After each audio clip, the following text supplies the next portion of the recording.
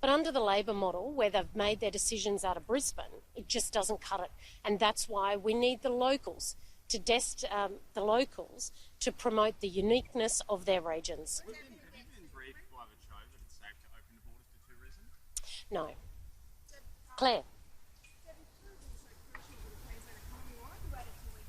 Oh, you know what? This is an exciting campaign, and we've been making incredible announcements to get Queenslanders working again, to make sure that this economy can boom again.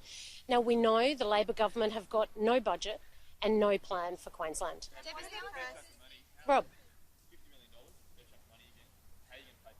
So all of our costings will be released, and I will say, all of our costings will be released when all of our announcements have been made. But I'll say this, it'll be done before the Media Club Leaders debate, which I know the Premier hasn't agreed to.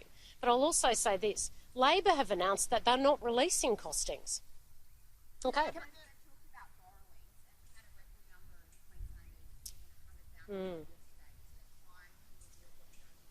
We'll release our costings when all of our announcements have been made. Why don't voters deserve to know now? Well, voters are welcome to vote after we release it.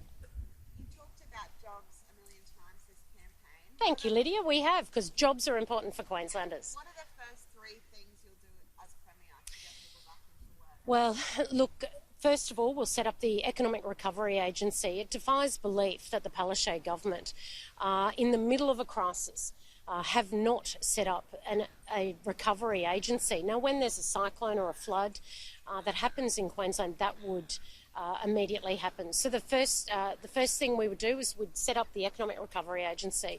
We'd look at all those approvals that need to be done. We'd approve the Acland New Hope mine to secure those workers and their jobs.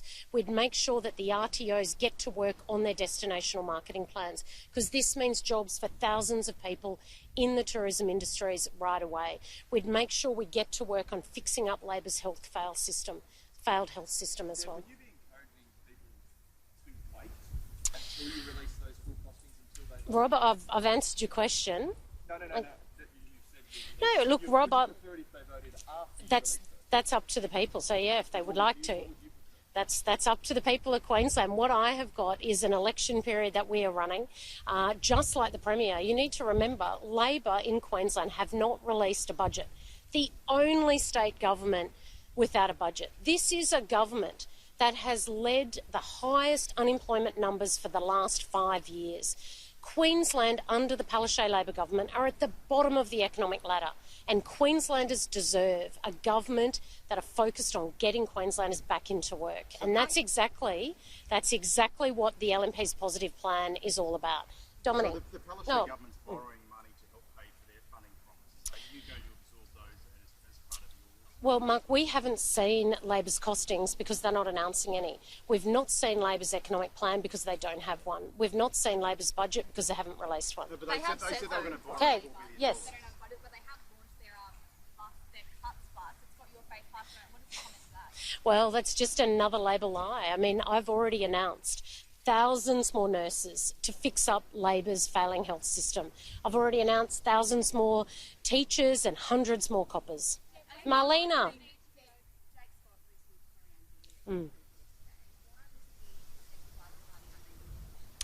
Well, look, in relation to that, I made my comments very clear. His comments that were made at schoolies last year were abhorrent and they were racist, and there is no part in our party for it. So I made my comments in relation to that. He is no longer a volunteer on the Redcliffe campaign or the LNP's campaign.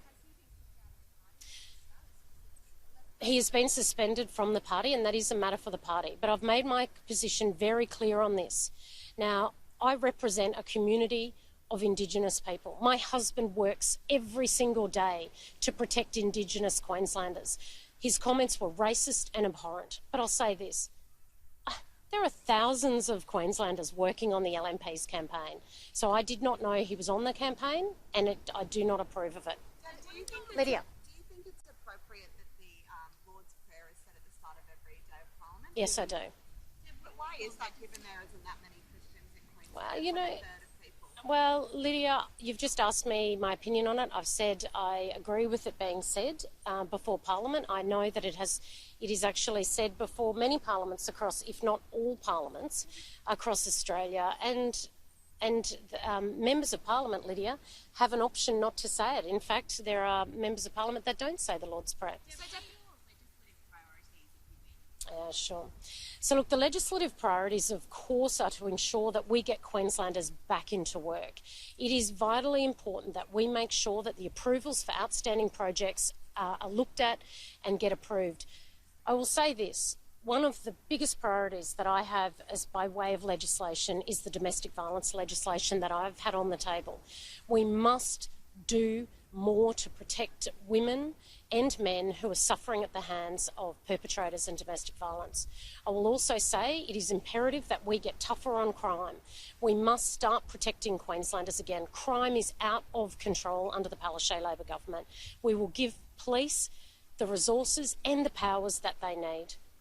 Julia, sorry, When does the border with New South Wales need to open so that we can stay with well, look, I have said that we'll follow the health advice, but our borders should not be closed any longer than they need to be. They shouldn't be closed for a day longer than they need to be.